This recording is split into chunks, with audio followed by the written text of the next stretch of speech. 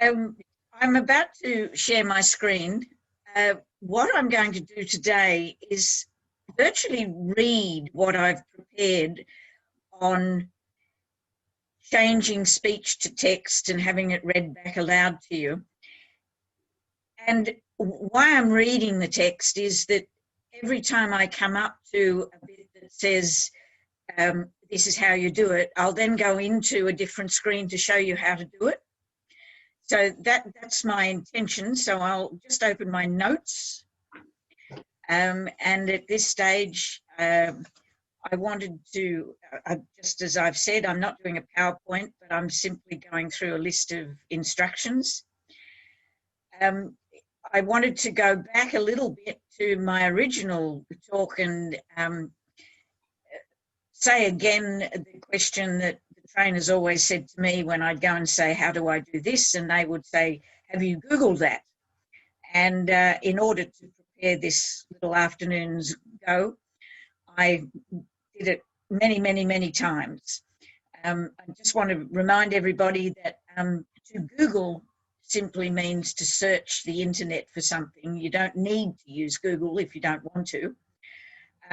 It's just convenient. There are others, such as DuckDuckGo, that will answer your questions. And you can use it to investigate anything. As I say there, speech to text, how to cure a brain tumour if you want to, how to cook a roast, just about anything. And the one thing that I find really satisfying about asking Mrs. Google something is that I find that I'm not the first idiot to ask this. I find that lots and lots of other people have asked the same questions, and it makes me feel good that, you know, I'm not completely on my own. I'll just change to another screen for a second, except that it's not coming up. Good. Now it's come up. So I'm starting off with how to change speech to text. And the first thing I'm doing, whoops, is I've got the wrong screen. I need a different screen, sorry. Lost the one I wanted.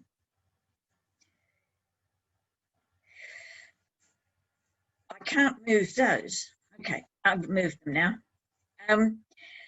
In order to get to Google Docs or Google Sheets, as we said last time, if you have you can download the apps for both things, particularly on an iPad.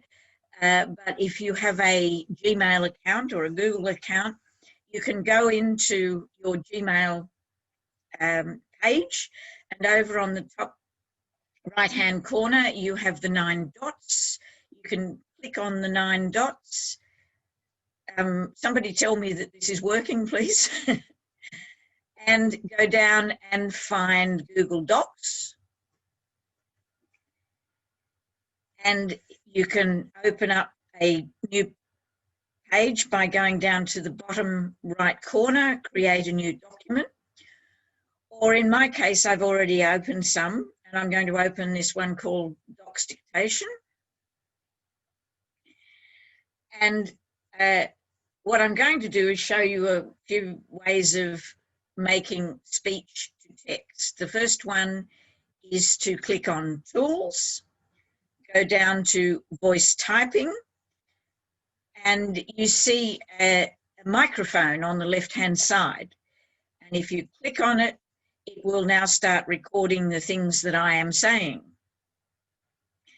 It's sometimes quite good. On other occasions, it has a lot of trouble with accents, and you may have to try a number of times in order to have it understand how you speak and your accent. If it doesn't get it, of course, you can resort to your mouse and change the text if you want to. So that's the one from Tools, Voice Typing. I'm going to turn that one off. There's another one that is quite simple. It is, and the one that I referred to last time I spoke, Control Shift plus S brings you up the same microphone and gives you the same aspect. You can talk, you can tell it to put in a full stop, new paragraph, and away you go again. So I'm going to turn that one off. There's another one that you can use in Google Docs, and that is to use the Windows key and H. And you'll see at the top of the page, there's a little green microphone, and it tells you it's listening, and you can see that it's also typing at the same time. When I was practicing this morning, it decided that it didn't want to listen for a while, and it just told me that it even, as you notice, spells out my bad English, want to listen. But if you go back in a bit later, it will come back on again and you're okay. I'll turn that one off and I will go into another one which is associated with Windows 365 Word. And this one, I'll go down to the bottom of my notes so it doesn't put stuff in where it shouldn't be. And if you notice up on the top right hand, there's a thing called Dictate. You click on that, little microphone goes red dotted, and away you go again. So there's an interesting number of ways that this will work for you. Some of them work better on the punctuation and other details. Some of them are less useful.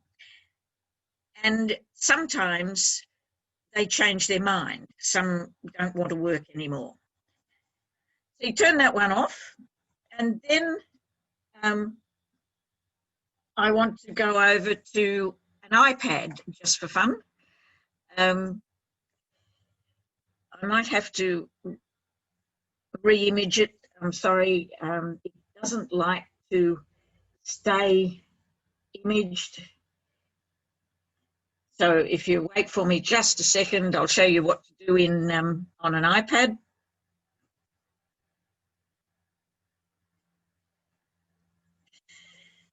So for an iPad, in order to create dictation, you have to make sure that your microphone is turned on. And in order to do that, you go into Settings, General, Keyboard, and Enable Dictation. And so once you've done that, on the iPad keyboard, you will find at the bottom a little microphone sign, and away it goes again. So if you're looking down at the left-hand side, you see the microphone, on it comes, off it goes.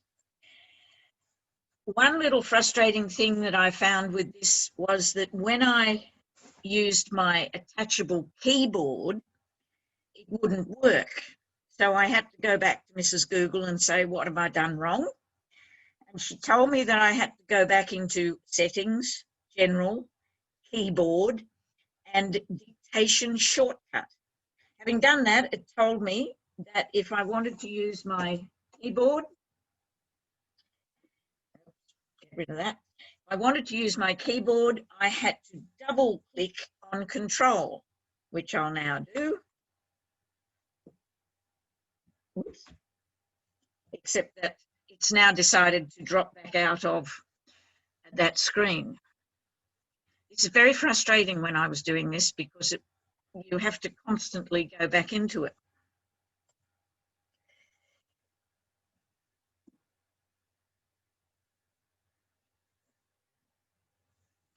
So take that off, put that down there, put that on there. No, this time it's not going to work. So I'm terribly sorry, but if you've got a keyboard, you look that up to Dictation Shortcut And in my instance, it is double-click control, and you get exactly the same thing as you do if you are using the screen keyboard, a microphone with the recording signals down the bottom. So that's the way that you have your speech converted to text. There are obviously lots more ways. You can actually buy programs to do it, but those ones that I've just shown you are free. So once you've done that, you then, I've got to convince this thing to do what I want it to do, and it doesn't want to do that. You want to read something aloud. So in order to do it on the iPad, this is a little bit different to the order of the sheets, but I'm hoping the iPad is still connected.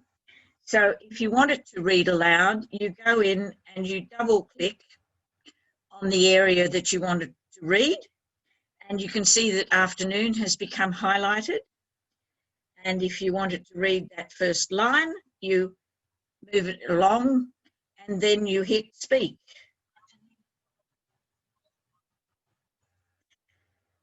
Very tricky. I think it's just wonderful. You can use that to read the Herald back to you or whatever else you like. The next one that I wanted to show you as far as reading was concerned was the one in 365 Word. If you go into the quick access toolbar, which is on the top in the blue of the line above where you're written whatever it is you're wanting to write, you see a little down arrow for the quick access toolbar. You hit that and you will find read aloud, and you can see that I have accessed it. You can also go down to more commands, and you will get lots of other things that you can choose, including a different way of reading aloud. But in this instance, if you want to do any of these things, you click on it, you click on add, and it's added to the things that you want to do, and okay. So in this instance, I will try to read the first line of here, and I go up here and I click on read aloud.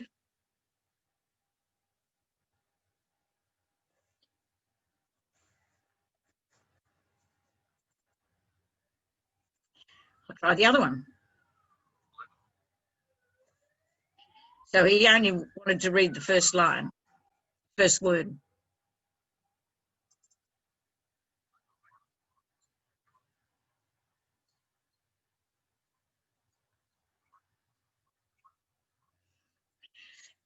So that's how to get that one to read to you, 365 Word. Then I have another one, which is in Google Docs. I put it into Google Docs. I asked Mrs. Google how to do this, and she was most unforthcoming. So I questioned her again, and she told me about getting in Google Chrome an extension or app called Read and Write. And you can see up on the top right-hand corner, there's a little purple jigsaw piece. And if you click on that, you'll get this lovely line of all sorts of things you can do. So I'm going to highlight this bit here. I'm going to tick the normal play scene that you would normally use for YouTube or anything else.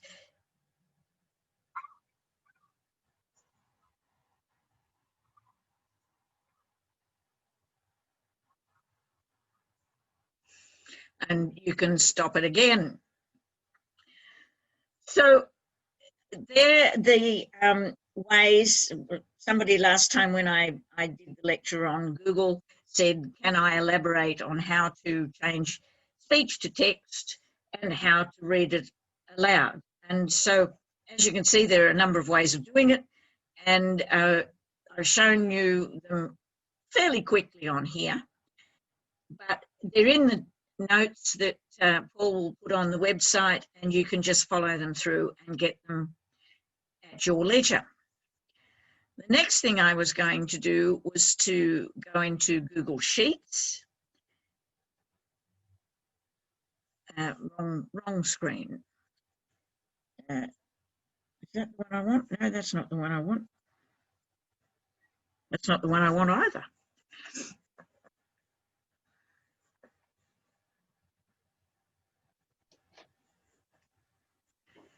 Got to get rid of that. That's helped.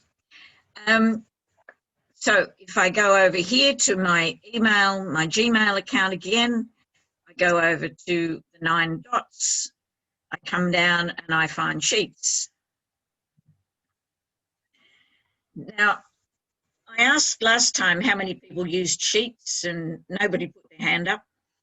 I use them all the time, not very in any advanced way, but I like them. I've made budgets, I've made shopping lists, I've reconciled bank accounts. You can actually have your bank statement downloaded to the programs. You can track your super, work out, what you've got where and whether it's making any money in COVID-19 or not. You can plan your next holiday, which I do quite often. You can also correctly weight a dragon boat if you see fit, but I don't think too many people are going to do that. When using it, you go into your sheets down on that bottom left-hand corner.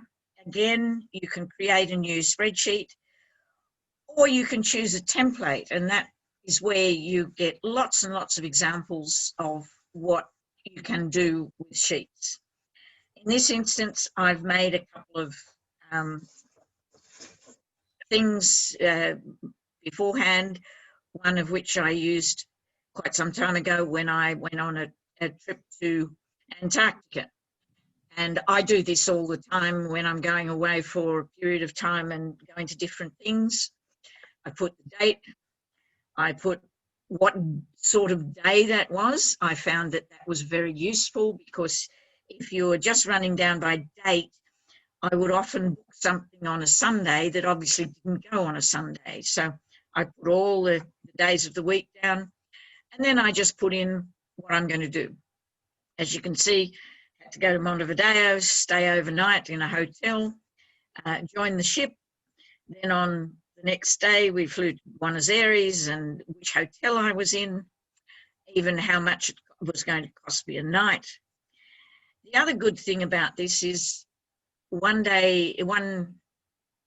trip last year we did to the Galapagos, we did with some friends, and they had the job of booking some of the hotels, and I had the job of booking some of the other hotels.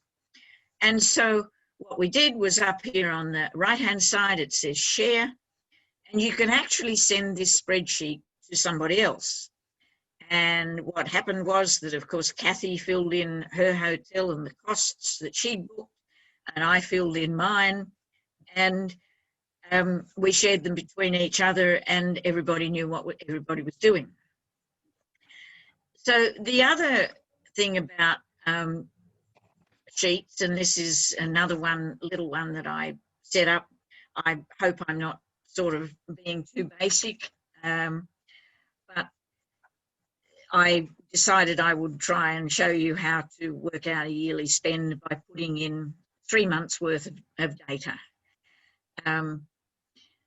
I've written down on this side a number of different shops that were spent at, and if I don't like the way that's listed, I can go in here and I can say, and given that this is column B, I can go down here and I can say, will you sort the range by column? And you see it's sorted them in alphabetical order. But what it didn't do was change the prices. I've now spent $500 in Bunnings instead of $500 in Harvey Norman. So I went back, and if I highlight both sets, I can do something similar. I go in here, but I go down to sort range, and That's column B, so that's the first one. Sort another column, column C, tell it to sort, and you will see that it's now sorted both the money and the shop in the order that, in alphabetical order. Another little thing, you can see that these are listed in conventional money terms, as is this one. This one's a bit dicky, so I can go down there and I can go up here to format and number and go down to financial, and it will now put them in with dollars and cents. Don't want to add all those things up, I can go down here, highlight them, and go up here on this corner, and it says functions, sum, and down here it will show me the formula, as it will up here. The sum of E3, which is E3, all the way down to E13, which includes the blank one. Yes, that's what I wanted it to do, and I put that in there. And you will see that because I'd done this previously as an addition, it's now added that on to that, which of course we didn't really want it to do. So it's back again.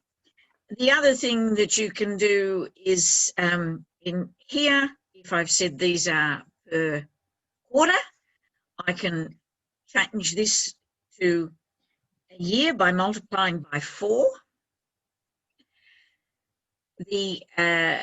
So in the cell, you say equals bracket, this is G3, and you can multiply it by 4, bracket, and there's the number. Now, another nice little trick is, rather than having to fill all of those in down there, I put that round the cell and I take it all the way down there, and it does the same thing for everything else in those cells. You see, it's multiplied by 4, and I didn't have to write all those things in all over again. And so there's 100 different little things you can do. It just makes it easier to do them. I'd encourage you to have a go and just go through all of these little things as to all these things that you can do. Same here. And just use it to make your life easy. I have to warn you, though, that the better you get at it, the more frustrating it is, because you want to do more and more fancy things, and then you've got to keep asking Mrs. Google how to do them. The other thing that this is all going to come to an end very quickly. Whoops, sorry, I'll get rid of that. You will find, if you're trying to use these things on an iPad, and I'm guessing on the other tablets as well, that Google Sheets do not have as many of those things on their upper line as you can see on a laptop or desktop, and it can be quite frustrating. So what I did was I went and asked Mrs. Google why this was so, and she showed me a tutorial on YouTube by Bit by Byte called Google Sheets for iPad tutorial, and I played that on my laptop while I followed it on my iPad, and I found it very simple, very helpful, and very instructive. So if you can't do it, just ask Mrs. Google. And so the whole point of this little session, it's been quite brief, probably a bit too fast, but you can read it all in the notes. The whole point is that you ask on the internet how you can do the job that you're trying to do, and you will find an answer. Or better still, you can ask an AVPALS trainer in a one-on-one session, and they'll probably tell you anyway. So there's my little talk. I hope it was useful. Rowan. Can I ask a question, Annette? Of course. I'm just wondering how you ask Mrs. Google. I missed that bit. Oh, you just Google. As I said at the very beginning, you don't need to even ask Mrs. Google. You know, you always get the right answer from Mrs. Google. You sometimes get the wrong answer from Mr. Google, but you just Google it. You can use any internet search and put in a question, and you'll get similar sorts of lists of answers to what you want. Yeah. So it's not like Siri where you're actually talking to it. You do type it. No. Sorry, I just well, you could if you wanted to. Put your cursor on the Google line and then hit the microphone, and it will type in what you're wanting to, what you've said. So you are actually asking. Thank you. Okay. Thank you. John, unmute yourself. Sorry. It's all right. Thank you, Annette. When you're sharing a Google Sheet, yes, you make a change. Yes. Is that automatically uploaded to the other people you shared the sheet with? Or do you have if you've set it up that way when you shared, yes. Right. When Peter sends me the sheets for when I'm taking the money, he sends me the sheet and I can put in whoever's paid, and it automatically goes back in his copy of it too. Thank you. So you don't need to press the share button again? No. Thank you. Jeanette. Hello, I'm just wondering how secure, well, I heard that J.K. Rowling's created her series of books and films using Word, but if she'd used Google Docs, she wouldn't have owned that. She wouldn't have got the benefit. Do you know how secure are Google Docs sheets? I don't know the answer to that. Anybody else got a comment? Jim? I think they're reasonably secure. I don't worry too much about the security. It really depends on making sure that you have a good password on your Google account. And I would recommend that, as well as having a strong password, you go to what's known as two-factor authentication. So that to log into Google, someone needs to have your password and something like, for example, your phone, which is what I use. And they can't get in without having the two pieces. And at that point, you're quite secure. Thank you. And as far as I know, you don't run any copyright issues. I don't believe Google suggests that they have copyright to your documents. I've never heard that suggested. More questions?